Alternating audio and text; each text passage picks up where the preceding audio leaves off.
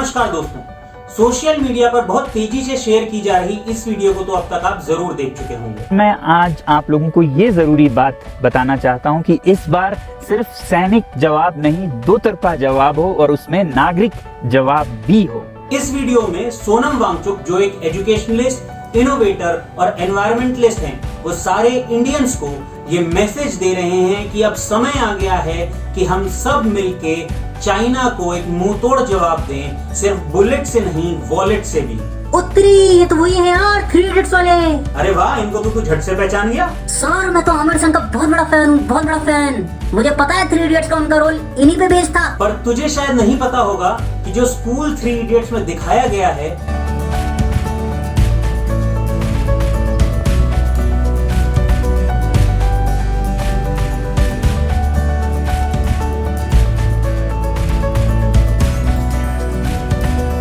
असलियत में एग्जिस्ट करता है, जिसे इन्होंने सेटअप किया 1988 में सेक मॉल के नाम से।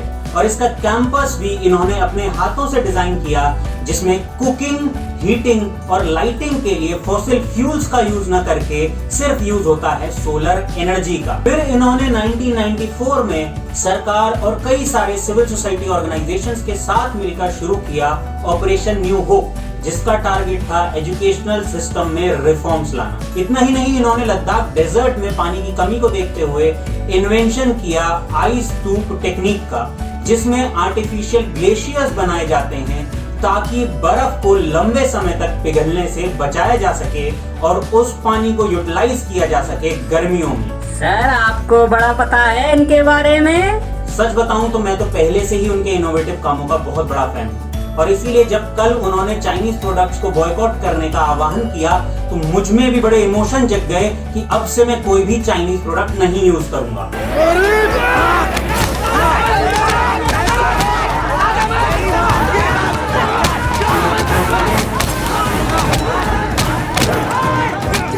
पर फिर दिमाग थोड़ा ठंडा हुआ और ये समझ में आया कि चाइनीज प्रोडक्ट तो पॉलीथीन की तरह है। आप उसको चाहे कितना भी बैन या बॉयकॉट कर लो, सब्जी लेने जाते हुए कोने में जाके आप सब्जी वाले से पॉलीथीन मांग ही लेते हो।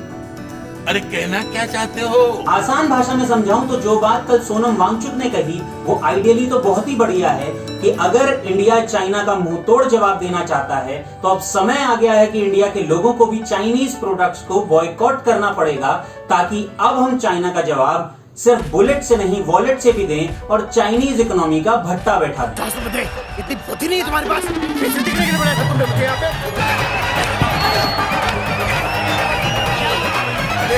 मेरा समझे रट्टा मारेगा तो यही होगा। देख देख देख ना।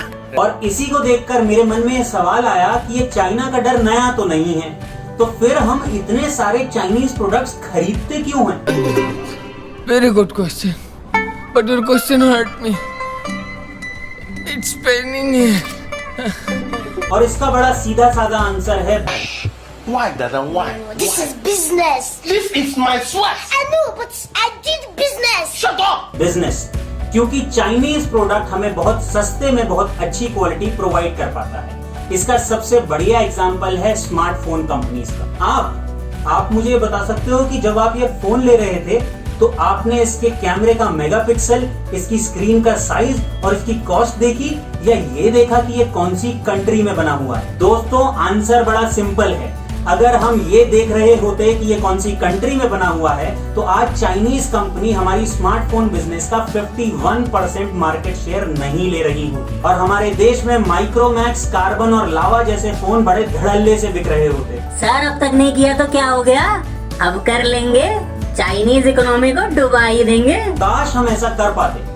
पर चलिए, जब आप बोल ही रहे हैं तो एक बार हम ये भी देख लेते हैं कि हम चाइना से एक साल में कितना सामान खरीदते हैं, और अगर हम ये पूरा सामान खरीदना बंद कर दें तो क्या असर पड़ेगा इसका चाइना पर और इंडिया पर।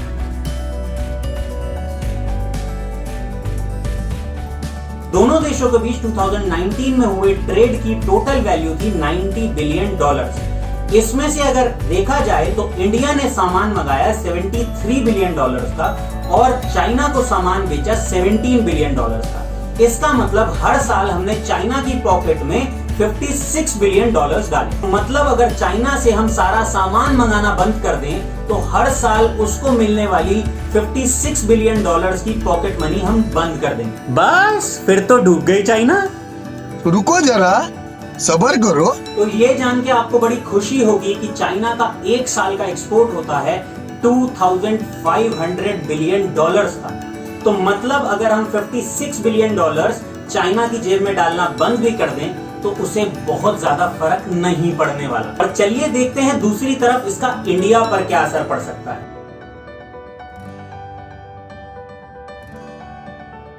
सबसे पहले स्मार्टफोन के बारे में तो मैं आपको बता ही चुका हूं कि अगर आप चाइनीज प्रोडक्ट्स का 100% बॉयकॉट करते हैं तो आपके पास Xiaomi और OnePlus जैसी चॉइसेस नहीं रह जाएंगी और आपको स्मार्टफोन लेते हुए चूज करना पड़ेगा कार्बन, माइक्रोमैक्स या लावा के बीच में। तो अब आप सोच लीजिए आप कौन सा मोबाइल लेने वाले हैं। ओ भाई, मारो मुझे, मारो मुझे, मारो। नहीं, ये मजाक हो रहा है। एक सेकंड यार, मजाक हो रहा है। दूसरा, हम चाइना से बहुत ज्यादा मात्रा में मंगवाते हैं कैपिटल गुड्स। ये कैपिटल गुड्स वो मशीनरी होती है जो और प्रोडक्ट्स को बनाने में हमारी हेल्प करती है।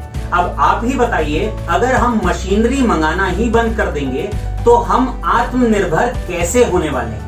एकदम इन्होंने वक्त बदल दिया, जज्बात बदल दिए, जिंदगी बदल दी। और इसी के साथ साथ हमें आत्मनिर्भर होने के लिए जरूरत होगी बहुत सारी इलेक्ट्रिसिटी की भी, क्योंकि हमारी फैक्ट्रीज इसी इलेक्ट्रिसिटी पे चलेंगी।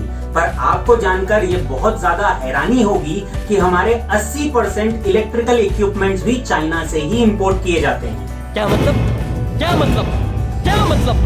ये क्या कर रहे हो? कितनी आसानी से आपने कह दिया ये क्या कर रहे हो। अजी शॉक लगा है, शॉक। एक सेक्टर है जिस पर हमें बड़ा गर्व है, जो हमें वर्ल्ड में बहुत नाम दिलाने वाला है, और वो है फार्मास्यूटिकल सेक्टर। पर तुम्हें यहाँ पर भी जान के बहुत बड़ी हैरानी होगी कि इस सेक्टर का भी 70% इंग्रेडिएंट, मतलब एक्टिव फार्मास्यूटिकल इंग्रेडिएंट, भी चाइना से ही इंपोर्ट किया जाता है। अगर वो इंग्रेडिएंट हमारे पास ना आए तो हम तो सिर्फ दवाई के खाली खोखे बेच रहे होंगे। सर, आप में थोड़ी सी भी देशभक्ति बची है कि नहीं?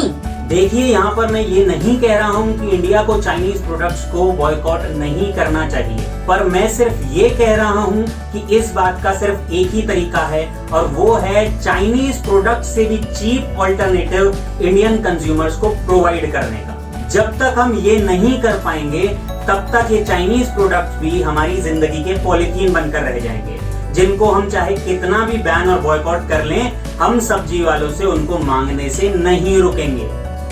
अरे कहना क्या चाहते हो? जैसे ही हम चाइनीज प्रोडक्ट से अच्छा और सस्ता सामान उन्हें प्रोवाइड करा पाएंगे, चाइनीज प्रोडक्ट्स का बहिष्कार खुद ब खुद हो जाएगा। हम लोगों को ऐसे हैशटैग्स चलाने की जरूरत भी नहीं पड़ेगी, और फिर हम चाइना को बुलेट से ही नहीं, वॉलेट से भी जवाब दे पाएंगे। जय हिंद।